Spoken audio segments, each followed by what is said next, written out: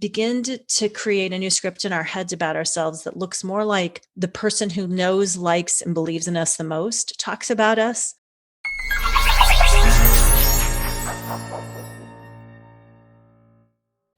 Hi, welcome back to DocWorking, the Whole Physician Podcast. My name is Gabriella Dennery, MD, one of the lead coaches at DocWorking, and I'm joined here today with Jill Farmer, the other amazing lead coach at DocWorking, and the owner and founder of DocWorking, Dr. Jen Barna, who brings us a question from one of our listeners.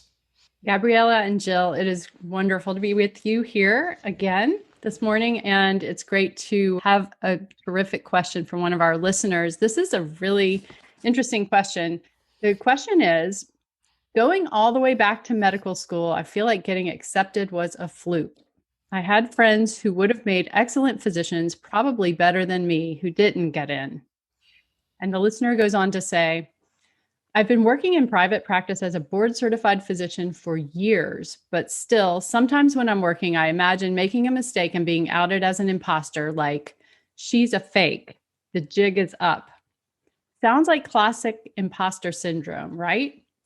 Until I started listening to your podcast, I never even questioned myself in this way of thinking. But now I'm wondering, is there something I can do to break this pattern of thinking? Yeah, that's a fabulous question, beautifully said. And I don't think I've worked with a physician in 10 years now in my practice as a coach. This is Jill, that I haven't had somebody who either is experiencing or has experienced imposter syndrome. Both male and female physicians, surgeons, administrators. It's very common. It's just not always talked about. Everybody thinks they're the only one that is experiencing it. And lest we think that the reason we're experiencing imposter syndrome is because we're just not good enough, I think it's important for us to remember Serena Williams has said she too experienced imposter syndrome. So if somebody as amazing that we all look up to as that experiences it, I think it reminds us that it happens as humans and it's not particularly helpful, right? To put it simply in psychological terms, imposter syndrome is feeling like a phony, as though at any moment you're going to be found out to be a fraud, like you don't belong where you are, you only got there from dumb luck, as was so articulately stated in the question. And the only way to stop feeling like an imposter is really to stop thinking like an imposter. And I think that comes from being willing to find somebody that we really trust, whether that's a good friend, a partner, a family member, a coach, a therapist, a colleague, where we can sort of break the silence, right? A lot of times people suffer in silence around imposter syndrome. Another thing that I think is important is being able to separate the feelings from the facts. I feel like an imposter, even though I'm a board certified physician. And the board just doesn't say, well, this person is probably a phony and a fraud, but let's go ahead and hand them being able to be a certified. No, right? That comes from an objective measurement. And so being able to separate some of those feelings from the facts can be really important, as well as developing a new script. Often I say, if we can begin to create a new script in our heads about ourselves that looks more like the person who knows, likes, and believes in us the most talks about us, that can be a really helpful way for us to shift some of our thinking and reframe our behavior around imposter syndrome or feeling like we're a fraud or a fake. Gabriella, what do you think about this subject that comes up a lot for physicians of imposter syndrome? I think the other thing that kind of gets a physician in trouble is comparing yourself to other people, which definitely adds to that. And I think it was brought up in the question itself. You know, other people look like they've got their act together, but I don't. Or maybe other people deserve to be here more than I am, et cetera, et cetera. That kind of comparison, which has been shown very clearly, that is just downright. I had one of my coaching teachers say, comparison is just self-abuse. Bottom line. So would you do that to yourself, and would you keep doing that to yourself? So stop comparing yourself to other people and understand your value just by stopping that habit. And as you said, Jill, writing a new script. And part of that new script in working with clients, I will ask them often the question, well, what did you accomplish today? You know, what are your wins today? What did you accomplish this week? You know, if it's been a little while since we talked, just to reframe, to change, I think, the headspace around talking about work or whether I'm good enough or I've done enough, or compared to, Dr. Joe sitting next to me who seems to know everything and can answer every question and keeps up with all the journal articles to read about everything there is to know about everything. It's like, no, you don't really know his story, so stop looking over there. And at the same time, what did you accomplish today? What you can say, yeah, I did this, or this week or this month. These are my big wins, or big or small, it doesn't matter. To be able to say, yeah, I had an impact. And I think being able to think in terms of that, I think also helps in writing that new script and speaking about ourselves in kinder, gentler terms as a way of breaking the cycle of imposter syndrome. Yeah, that's all Yeah. really powerful stuff. I love that Teddy Roosevelt's quote, comparison is the thief of joy. Or to age myself, back in the day in Saturday Night Live, there was a character called Stuart Smalley, and he would say, compare and despair. Nothing good comes from that. And I really do find that. And the work of Martin Seligman and others who've been pioneers in the field of psychology and the psychology of achievement and success, right? Called positive psychology. They said we have a human basic need for achievement, yet our brain will default, right, that negativity bias toward what we haven't done as opposed to what we have or can achieve. And that's a really interesting focus.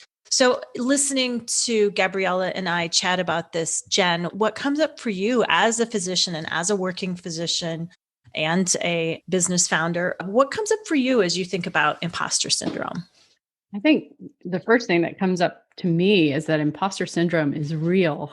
It seems like every physician that I have a conversation with, including some incredibly accomplished physicians who we've had the pleasure of speaking with for this podcast, on and off of the recording, I've heard people say that they experience imposter syndrome. I certainly do. And I think it's an important topic that hearing some insights about how to break this pattern of thinking is certainly very helpful for me. And I hope it'll be helpful for others. And I'd like to add, as you said, it's easy to default to that negativity bias because it's just kind of ingrained and programmed, which means that getting back into the opposite, you actually have to train yourself. You have to practice it. You have to work at it like very deliberately. So I love lists, and I encourage my clients to write out lists. Name 5 things you accomplished today. Name 5 things you're grateful for today. It has to become an active practice. It can't just be, okay, it's not going to fall out of the sky. And you're not going to undo the negative bias by simply wishing it away. You have to actively work at it to create a new programming in your head, in your brain over, well, no, I'm not perfect, and no, I can't do everything, but I've done pretty good. And this is what I've accomplished. And I feel good about that. As a way to, again, counteract imposter syndrome, it has to be an active inside out process. One thing that I find also an interesting point is that I see it more in physicians that I talk with, or at least it comes across more in honest conversations with physicians than with people who are in different roles, like, for example, technologists or other people who might say, like, I'm really good at this. And they are really good at it, but they're owning it. And with physicians, I think there's a difference now that I'm understanding between being humble, which I think we generally value, and feeling like you have imposter syndrome. There's kind of a fine line there. And I'm curious if you guys have insight into that or can provide any tips on how to define that line a little bit more clearly. Well, humility is one of the 21 values in action that's defined by people in that realm of organizational psychology that looks at achievement and success. And so it's valuable, but then a lot of times humility becomes a cover story, right? It's like, where is it dialed up on the range? Is it at a 5, which is a healthy humility, or is it dialed up at a 10, which then creates where the dial of confidence, right, gets dialed down to a 0. And so it's how do we blend those values in action in a way that allows us to be both humble and confident, right? Those two things can coexist and they coexist beautifully. So I think to answer your question, I think that's very important. The other thing it's important to note, psychologists tell us that, to your point, Jen, that imposter syndrome is more common in high achieving people, right? It's kind of ironic, right?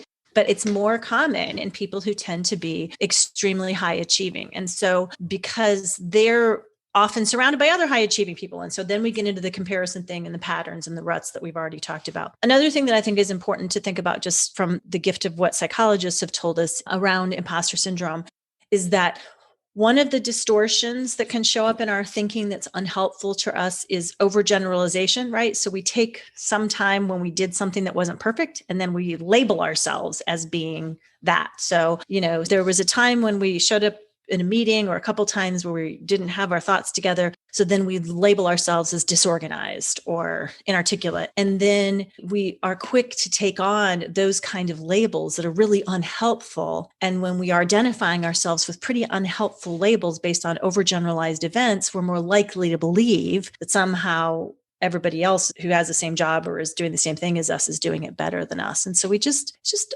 awareness, being a little bit kinder, gentler, and as Gabriella beautifully said, being willing to step into the process of shifting our thinking around this. Beautifully said by both of you. I really think that's extremely helpful advice, and truly appreciate your expert insights guiding us. Well, I think talking with Gabriella about just about anything is one of my favorite things. Is there anything else that you think we didn't get to on this, or that we want to add, Gabriella, before we let everybody go? No, I think that covered it. I used to share to my violin teacher that it's good to be humble, but it's a waste of time to be modest, because modesty means that you're kind of giving yourself an inferiority complex. But humility really, by definition, is about standing in your own power and your own worth. And yes, it takes work and practice and process to get there. But that to me is the difference between, as you said, dialing it up to the point where you're diminishing yourself versus keeping your Nat 5, that good balanced range. And so don't be modest, be humble, but don't be modest. Throw that out the door.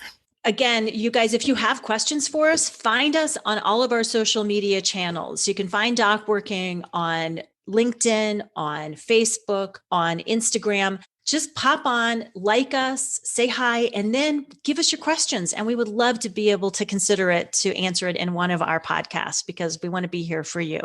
And as always, thanks for taking the time to be with us here today. We'll see you next time on DocWorking, the Whole Physician Podcast.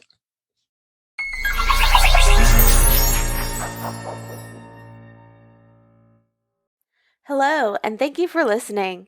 This is Amanda Taryn. I'm the producer of the DocWorking podcast. If you enjoyed our podcast, please like and subscribe. We would also love it if you checked out our website, which is docworking.com. And you can also find us on YouTube, Facebook, Twitter, and on Instagram. On Instagram, we are DocWorking1, and that is with the number 1.